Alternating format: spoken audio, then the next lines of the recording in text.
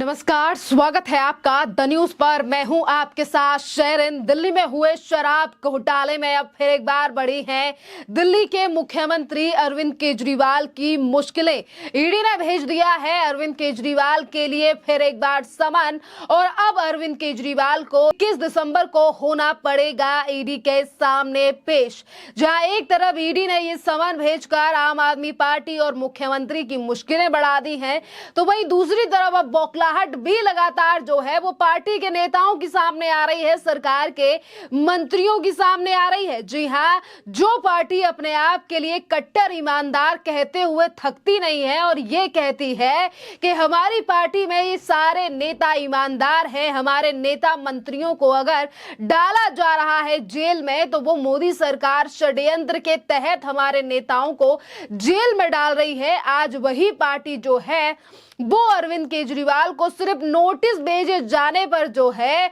वो लगातार केंद्र सरकार पर हमला बोल रही है और ये कह रही है कि ये जो ईडी के द्वारा समन भेजा गया है ये इसीलिए भेजा गया है क्योंकि देश की मोदी सरकार अगर किसी से डरती है तो वो अरविंद केजरीवाल है, और इसी डर के कारण जो है वो अरविंद केजरीवाल के लिए ये नोटिस भेजा गया है। और आपके लिए बता दें कि ये बयान और ये जिस तरीके से बौखलाहट सामने आ रही है, सवेरे से जो है वो आम आदमी पार्टी के दफ्तर में एक के बाद एक कॉन्फ्रेंसेस की जा रही है, चाहे फिर वो सांसदों के सस्पेंड मामले को लेकर हो या फिर मुख्यमंत्री को ये जो समन भेजा गया है इस पर हो। मंत्री, सरकार के मंत्री सौरभ भारद्वाज से लेकर आतिशी मारलेना, तो वहीं दूसरी तरफ तमाम और जो नेता हैं वो लगातार प्रेस कॉन्फ्रेंस कर जो है वो देश की मोदी सरकार पर हमला बोल रहे हैं। सौरभ भारद्वाज आज कह रहे हैं कि जिस तरीके से बीजेपी सरकार आम आदमी पार्टी के पीछे पड़ी है उससे लगता है कि वह सीएम अरविंद केजरीवाल की लोकप्रियता से डर गई है। अगर आज संजय सिंह, मनीष सिसोदिया और सत्येंद्र जैन जो है वो बीजेपी में शामिल होते हैं तो उन्हें क्लीन चिट दे दी जाएगी, जिस तरीके से छगन भुजबल, अजीत पवार को क्लीन चिट दे दी गई थी। पर हम डरने वाले नहीं हैं, हम भारतीय जनता पार्टी से लड़ेंगे। जिस तरीके से भारतीय जनता पार्टी की केंद्र सरकार आम आदमी पार्टी के पीछे पड़ी है, ऐसा लगता है कि अगर भारतीय जनता पार्टी को किसी की पॉपुलैरिटी से डर है तो वो अरविंद केजरीवाल जी हैं। अगर आज संजय सिंह जी,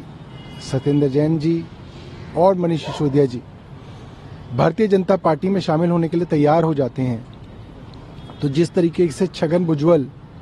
और अजीत पवार को क्लीन चिट दी गई है उसी तरीके से आम आदमी पार्टी के नेताओं को भी क्लीन चिट मिल जाएगी। मगर हम लोग डरने वाले और दबने वाले नहीं हैं, हम लोग डट के भारतीय जनता पार्टी का मुकाबला करेंगे। तो ये बात जो है वो सौरभ भारद्वाज की तरफ से की गई है। तो वहीं दूसरी तरफ आतिशी मारलेना कह रही हैं कि बीजेपी अरविंद केजरीवाल के मॉडल ऑफ गवर्नेंस से डर गई है और आम आदमी पार्टी से डरी हुई है। और आतिशी मारलेना है वो भी इसी बात को दोहरा रही हैं कि आज अगर बीजेपी में शामिल हो जाते हैं अरविंद केजरीवाल या फिर जो मनीष सिसोदिया, संजय सिंह, सत्येंद्र जैन जो पहले ही हवाला से लेकर दिल्ली में हुए शराब घोटाले मामले में दिल्ली की जेल की सलाखों के पीछे हैं। देखिए, ये बिल्कुल साफ है कि भारतीय जनता पार्टी को आम आदमी पार्टी से डर लगता है, अरविंद केजरीवाल और उनके मॉडल ऑफ गवर्नेंस से डर लगता है। इसीलिए एक के बाद एक आम आदमी पार्टी के नेताओं को जेल में डाल रही है। पहले सत्येंद्र जैन को गिरफ्तार कर लिया, मनीष सिसोदिया को गिरफ्तार कर लिया, संजय सिंह को गिरफ्तार कर लिया और अब अरविंद केजरीवाल को भी समन भेजा है। ये बिल्कुल साफ है कि भारतीय जनता पार्टी इसे डराने धमकाने के तरीके से उपयोग करती है। अगर आज सत्येंद्र जैन और मनीष सिसोदिया भारतीय जनता पार्टी में शामिल हो जाए ना, आज सारे केस उनके खिलाफ खत्म हो जाएंगे। जैसे अजीत पवार के केस खत्म हो गए, जैसे छगन भुजबल के केस खत्म हो गए, जैसे शुभेंदु अधिकारी के केस खत्म हो गए, जैसे हेमंत बिस्वा शर्मा के केस खत्म हो गए। लेकिन मैं भारतीय जनता पार्टी को ये बता दूं कि हम उनकी ईडी सीबीआई की धमकियों से डरने वाले नहीं हैं। आज उन नेताओं को लेकर इस कदर जो है वो बयान दे रही है ये आम आदमी पार्टी, जो कि दिल्ली की जनता की नजर में तो बेहद जो है वो गुनहगार हैं। जिस तरीके से दिल्ली में ये करोड़ों रुपए का शराब घोटाला हुआ या फिर मनी लॉन्ड्रिंग का मामला, जिसमें कई 1 साल से ज्यादा हो गया और सजा काटी सत्येंद्र जैन ने। आज इन लोगों को लेकर कभी आम आदमी पार्टी कहती है कि ये तो भगत सिंह है, ये तो काफी ज्यादा ईमानदार हैं, पर आज इन्हीं लोगों को लेकर ये कहना कि ये बीजेपी में शामिल हो जाएंगे तो इनके ऊपर से जो केस है वो हटा दिए जाएंगे। इसी के साथ जो है वो लगातार इसी तरीके की बातें जो हैं ये की जा रही हैं। इसी के साथ आतिशी मारलेना ने कहा है कि मैं बीजेपी को बताना चाहती हूं कि हम ईडी सीबीआई की धमकियों से डरने वाले नहीं हैं। जी हाँ, एक तरफ जो है वो सिर्फ समन भेजने से आम आदमी पार्टी के नेता जो हैं और जो मंत्री वो लगातार जो है वो प्रेस कॉन्फ्रेंस कर रहे हैं और देश की जो एजेंसियां स्वतंत्र तरीके से काम कर रही हैं,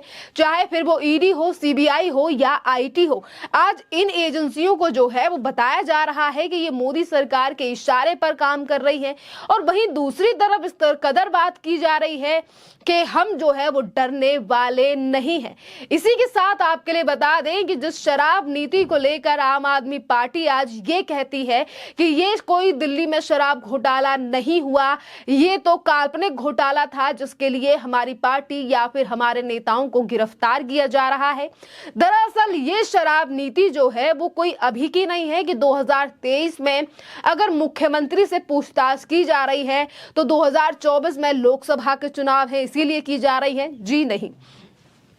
दरअसल ये शराब नीति जो है वो आम आदमी पार्टी के द्वारा जो है वो 2021, जी हाँ, जिस समय पर कोविड की दूसरी लहर देश में थी, जिसको जो कि काफी ज्यादा खतरनाक साबित हुई थी, जिस समय पर दिल्ली में काफी ज्यादा ऑक्सीजन की भी कमी जो है वो देखने के लिए मिली थी। और ये शराब पॉलिसी जो है वो उसी समय पर आम आदमी पार्टी सरकार के द्वारा बनाई गई थी। जी हाँ, 22 मार्च 2021 को मनीष सिसोदिया ने नई शराब नीति का ऐलान किया था। 17 नवंबर 2021 को नई एक्साइज पॉलिसी 2021 से 2022 लागू कर दी गई थी। नई शराब नीति आने के बाद सरकार ने शराब के कारोबार को जो है वो बाहर किया और इसी के साथ पूरी शराब की दुकानें निजी हाथों में चली गई। और नई नीति लाने के पीछे सरकार का तर्क था कि इससे माफिया राज खत्म होगा और सरकार के रेवेन्यू में बढ़ोतरी होगी। हालांकि नई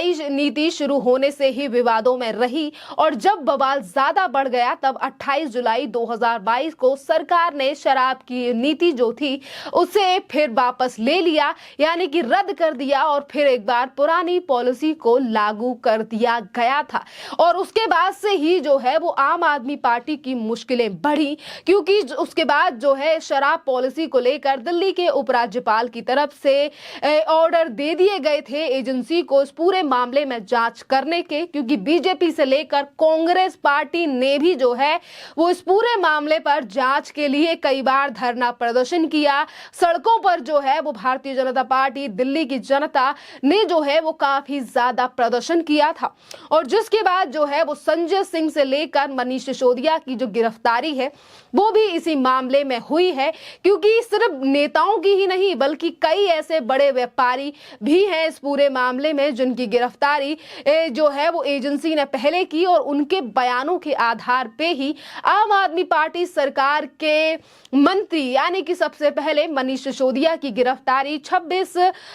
फरवरी के दिन हुई, यानी कि शाम को पहले दिन भर पूछताछ करने के बाद मनीष सिसोदिया की जो गिरफ्तारी है वो शाम को कर ली गई थी। इसी के साथ अगर हम बात करें अरविंद केजरीवाल की, जिस अरविंद केजरीवाल को लेकर आम आदमी पार्टी ये कह रही है कि 2024 में हार का डर है या फिर केजरीवाल से डर गई है मोदी सरकार, तो आखिरकार देखिए अरविंद केजरीवाल को ईडी ने क्यों बुलाया है उसके पीछे कई तर्क हैं। सीएम केजरीवाल को ईडी ने जो है वो कई यानी कि ये जो मामला है, यानी कि जिस तरीके से आज पूछताछ के लिए बुलाया गया है, ये पीएमएलए एक्ट के तहत जो है वो अरविंद केजरीवाल के लिए नोटिस जारी किया गया है। ईडी की चार्जशीट में कई बार सीएम अरविंद केजरीवाल का नाम है। आरोप है कि जब एक्साइज पॉलिसी जो है 2021 बनाई जा रही थी 2021 में, तो उस समय पर कई आरोपी अरविंद केजरीवाल के संपर्क में थे। ईडी ने एक चार्जशीट में दावा किया है कि एजेंसी ने भारत राष्ट्र समिति बीआरएस